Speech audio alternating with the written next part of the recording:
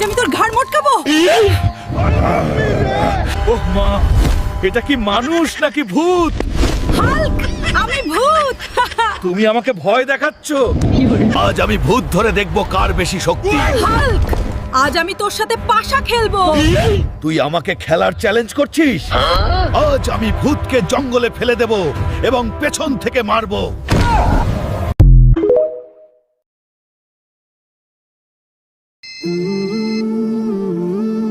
Hello বাবা, কেমন আছো? হ্যাঁ, আমি ভালো আছি। আর শোন, সামনের সপ্তাহে তোর ছোট ভাইয়ের বিয়ে, জলদি করে 20 লাখ টাকা পাঠা।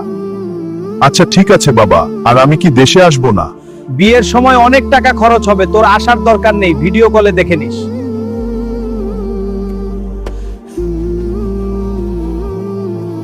তারপরে কি হলো সেটা দেখার আগে যারা এই ছবিটাকে ভালোবাসো তারা ভিডিওতে লাইক এবং শেয়ার করে দাও।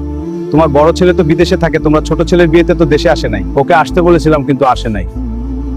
তোমার বড় ছেলে তো মনে হয় অনেক টাকা ইনকাম করে। টাকা ইনকাম করে ঠিকই, কিন্তু আমাদের কাছে দেয় না, সব টাকা তার বউয়ের কাছে দেয়। হ্যালো বাবা, কেমন আছো তুমি? তোমার শরীর কি ভালো আছে? হ্যাঁ, আমার শরীর ভালো আছে। আর হ্যাঁ, বাড়ির দিকে একটু সমস্যা হয়েছে, 30 লাখ টাকা লাগবে, জলদি করে একটু পাঠিয়ে দে। আচ্ছা ঠিক আছে, আমি দেখতাছি। বস, আমাকে কি অগ্রিম 3 মাসের টাকা দেওয়া যাবে? হ্যাঁ দেওয়া যাবে, তার আগে তুই ব্রুস খলিফার জ্বালানো পরিষ্কার করে দে। আচ্ছা।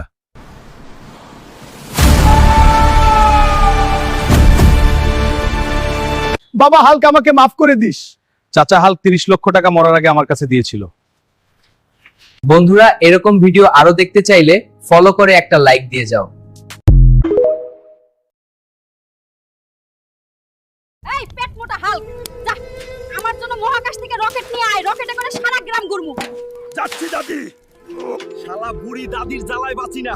এখন মহাকাশে যাবো কেমনে? বুদ্ধি পাইছি, বাঁশের হেলিকপ্টার বানাইয়া মহাকাশে যাবো।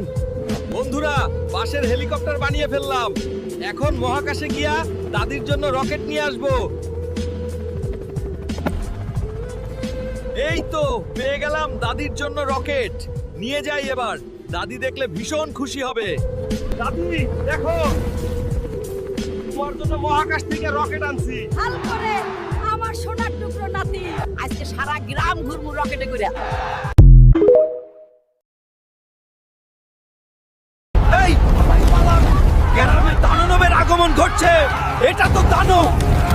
ওই তোরা কেউ দ্রুত আবুলের পোলা হালকারে ডাইক্কা লয়ে আয়।